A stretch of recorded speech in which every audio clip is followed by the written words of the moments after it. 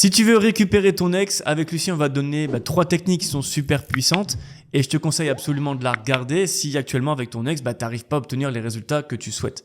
Alors la première technique, on va discuter tout de suite avec Lucie, c'est la technique du push and pull. Alors c'est littéralement tiré de l'anglais de tirer et pousser, mais en gros pour l'expliquer, c'est vraiment de rééquilibrer les échanges avec ton ex, c'est de faire en sorte que tu donnes le maximum de toi, on va dire tu fais le push, c'est-à-dire que tu vas vers ton ex, tu donnes le maximum de toi, tu essaies de faire passer des bons moments, transmettre des émotions positives à ton ex.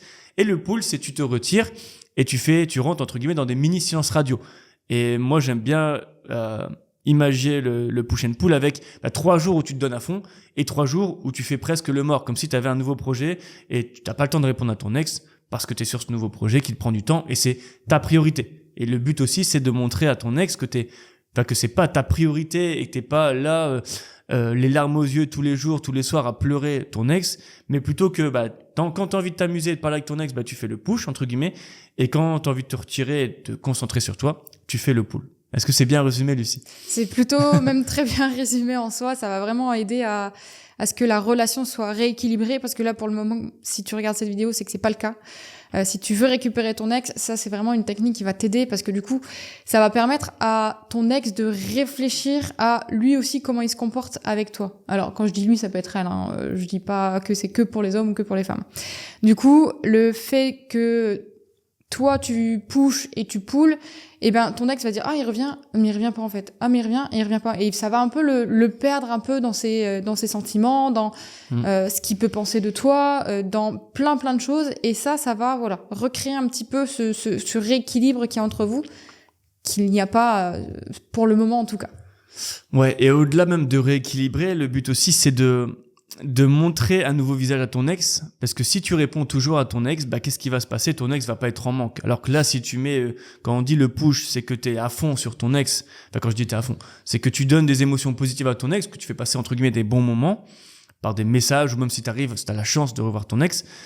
En fait, quand tu vas te retirer, tu vas tout de suite créer un manque. Alors peut-être pas la première fois, peut-être pas la seconde fois que tu vas le faire, mais au bout d'un moment, si t'envoies tellement de signaux positifs et que d'un coup, tu te retires, ça envoie encore une fois un très bon signal général à ton ex.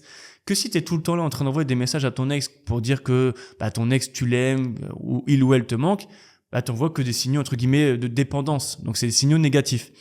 Donc voici pourquoi la première technique, et pour moi qui est une des techniques que j'aime le plus et que j'enseigne le plus en coaching, c'est celle du push and pull, parce que tout simplement, je t'empêcherai pas de contacter ton ex, mais entre guillemets, je profite de ça sur le fait que tu veux contacter ton ex, mais je te donne quand même la bonne technique de pendant 2 jours, tu ne parleras pas. Et tu vas créer du manque petit à petit. Tu nous dis en commentaire ce que tu en penses. En tout cas, les sous-estimer, cette technique, elle marche vraiment beaucoup.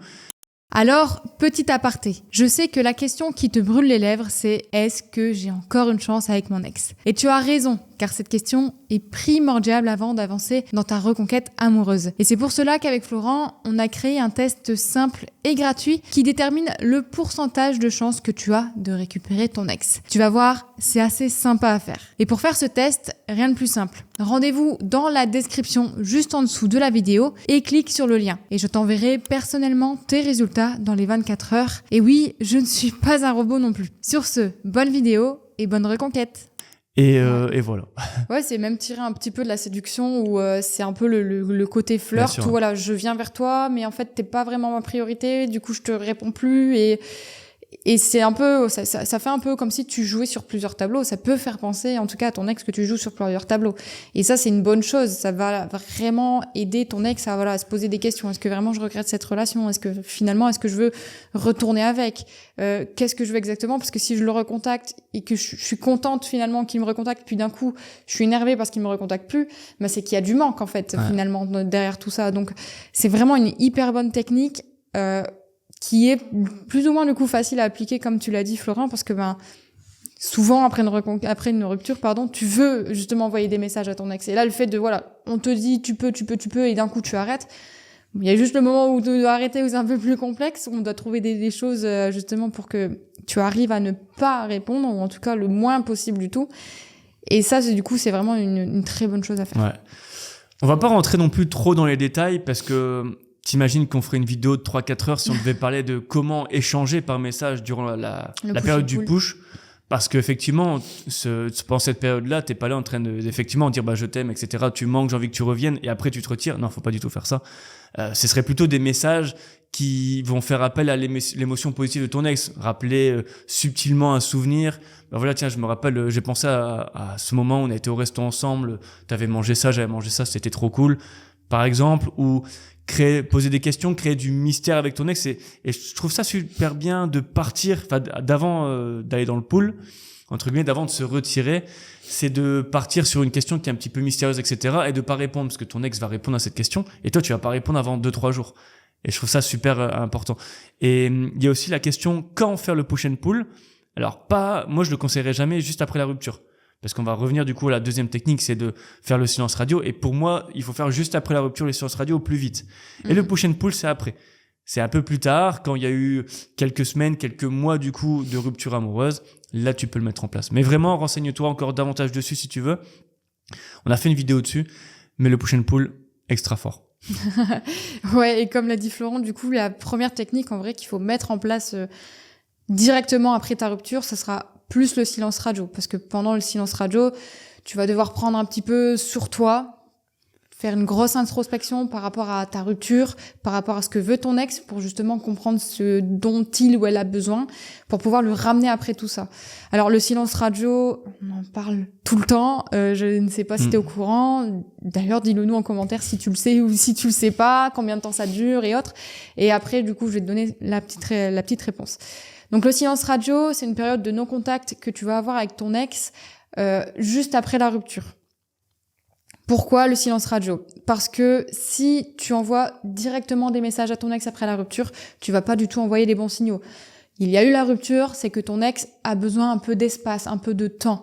Parce que si tu es toujours là sur son dos à lui envoyer des messages, ça s'appelle un interdit, et ton ex ne va voir que le côté négatif de toi. Alors que si tu mets vraiment en place le silence radio rapidement après la rupture, ton ex va se dire « Ah, purée, il m'a entendu, je suis contente, il m'a écouté et il respecte ma décision. » Et ça, c'est quelque chose de déjà très positif. Après le silence radio, donc c'est une période de non-contact que tu vas avoir, alors on dit souvent 21 jours.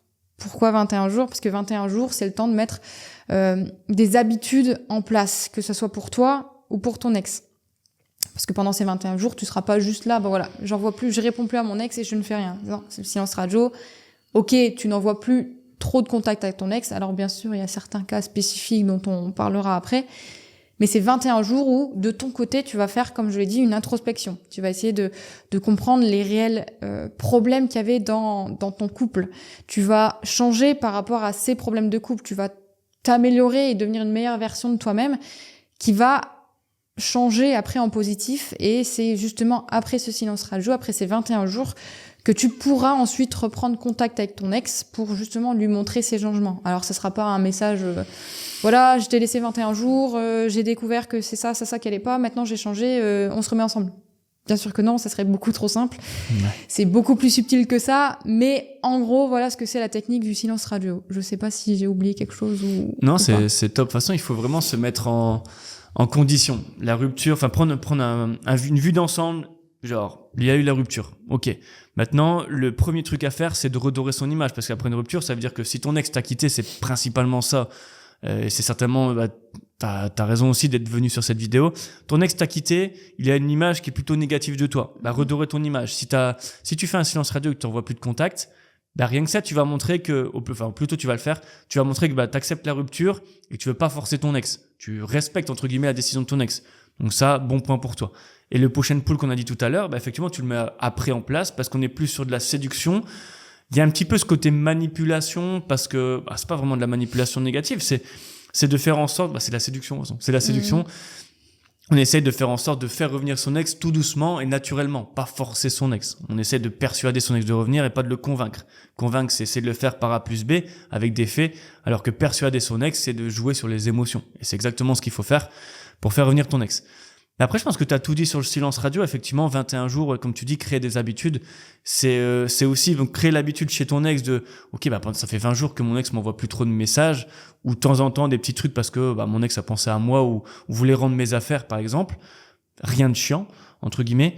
Et aussi à toi de mettre en place, tous les matins, tu vas te lever plus tôt qu'avant, tu vas travailler sur ton projet personnel par exemple, tu vas te remettre au sport, donc tu vas effectivement tous les soirs faire ton sport que tu faisais pas avant. Et tu vas mettre des bonnes habitudes en place de manière à ce que tu sois ready entre guillemets pour réussir ta reconquête amoureuse. C'est vraiment une sorte de préparation. Le silence radio, c'est l'entraînement. Le push and pull, c'est le vrai match, entre guillemets. Push and pull, c'est là où tu vas vraiment avoir les vrais résultats. Silence radio, t'en auras. Mais c'est 60% du travail, 70% du travail. Mais il manquera toujours ces 40-30% restants qui vont être faits avec le push and pull ou la technique qu'on va voir juste maintenant. Qui est une technique, encore une fois, qui peut se travailler à la fois dans le push and pull et à la fois dans le silence radio. On va parler d'ore biting. Alors, excuse-moi d'avance si j'arrive à pas bien l'exprimer, mais l'ore biting, qu'est-ce que c'est ? C'est en fait montrer ton changement que tu auras fait à travers le silence radio, que ce soit sur les réseaux ou à tes amis proches, et de faire en sorte que ton ex reçoit ces informations entre guillemets positives de toi parce que tu as changé, parce que tu t'es remis au sport comme on a dit, tu retravailles un projet, tu as eu une promotion, tu travailles mieux ou j'en sais rien, tu as l'air plus en forme tout simplement. Faire en sorte, du coup, l'ore biting, c'est de faire en sorte que ton ex soit au courant via les réseaux sociaux, via tes amis proches, via ta famille, pourquoi pas, s'ils ont encore gardé contact. Mais voilà, que ton ex ait toutes ces informations via ton cercle, on va dire, proche, tout simplement. Nouvel aparté, et je suis désolée de t'interrompre de nouveau, mais j'ai une annonce de la plus haute importance à te faire. Certains d'entre vous ont cette volonté et cette motivation de mettre toutes les chances de leur côté pour reconquérir leur ex, et je comprends tout à fait. Et si tu fais partie de ces hommes ou de ces femmes qui veulent ne pas laisser le hasard s'occuper de leur reconquête, tu peux faire le choix de rejoindre notre programme de coaching et d'être accompagné jour après jour pour t'aider à récupérer ton ex. Tout se passe en description. Et si tu veux avoir des renseignements avant de nous rejoindre, tu peux prendre un rendez-vous gratuit avec notre assistant Louis qui se fera un plaisir de répondre à tes questions. Ouais, sans que ça soit toi du coup qui en parle à ton ex. Ouais. L'orbiting, c'est comme un orbite qui tourne autour de la Terre. Par exemple, la Lune qui est toujours là, présente autour de la Terre. Bon, c'est pas un orbite, c'est un satellite, je le sais. Ça, ouais. Mais du coup, c'est vraiment l'image que tu dois avoir. Voilà, ton ex est la Terre, toi tu es la Lune, et en gros, même si c'est pas toi qui viens rencontrer la Terre, du coup tu tapes pas la Terre, t'es toujours autour, voilà, tu restes toujours un peu dans ses pensées, sur ses réseaux, sur ses snaps, sur Insta ou n'importe quoi, mais toujours en ayant que des moments positifs, jamais de négatifs. Bien sûr, sinon ton ex va se redire ça sert à rien, s'il envoie s'il met sur les réseaux des citations trop personnelles, des citations trop sentimentaux après la rupture, bon, ça va pas forcément l'aider. Ça montre que tu ne vas pas mieux, en tout cas. Donc c'est vraiment ça en fait, l'orbiting, c'est voilà, tu tournes autour de ton ex sans que ton ex ne s'en rende vraiment compte. T'es toujours là un petit peu, voilà, une fois sur les réseaux, une fois parce que c'est un ami qui a parlé de toi à ton ex, mais toujours des petites choses comme ça, pas tout le temps présent, mais en gros, t'es toujours un peu présent autour de ton ex, t'orbites il faut absolument que tu le fasses. En fait, c'est pas une technique qui va t'aider à récupérer ton ex, mais comme je l'ai dit tout à l'heure, elle va vraiment bien s'ajouter avec le silence radio et le push and pull. Alors, silence radio, pourquoi ? Parce que tu vas couper les ponts, mais au final, ton ex va voir par rapport à ton cercle proche, que tu évolues, tu vas mieux. Et pendant le push and pull, pendant le moment où tu vas te retirer, le moment du pull, au final, pendant ces 2 jours, ton ex va voir que t'es parti à un festival où t'as fait, 10 km le même dimanche parce que c'était le jour où tu lui parlais pas. Et en fait, du coup, ton ex va se dire, effectivement, je suis plus du tout la priorité de mon ex. Et ça, c'est bien. Parce que si ton ex commence à se poser ces questions-là, il y a un peu l'ego qui va travailler et se dire, finalement, j'aurais peut-être pas dû le quitter, et tu vas faire regretter petit à petit la rupture à ton ex, et c'est tant mieux. Et je pense que j'avais quelque chose que j'ai oublié de dire, mais je sais plus quoi. Vas-y, pas grave. Bon, c'est pas grave. En tout cas, j'espère que tu as bien conscience que ces 3 techniques sont vraiment puissantes pour t'aider à récupérer ton ex. Si tu as besoin d'aide pour les appliquer, tu peux aller en barre de description. Tu peux avoir du coaching.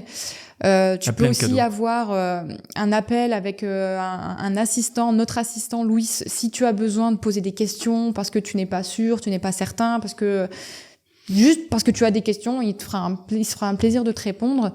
Et je ne sais pas d'ailleurs, est-ce que tu connaissais ces techniques en commentaire ? Ça nous intéresserait de savoir si tu les connaissais toutes les 3, ou juste une seule, et si on a été assez précis en tout cas sur ces techniques pour savoir si on doit rajouter peut-être en commentaire des petites choses importantes qui pourraient t'aider.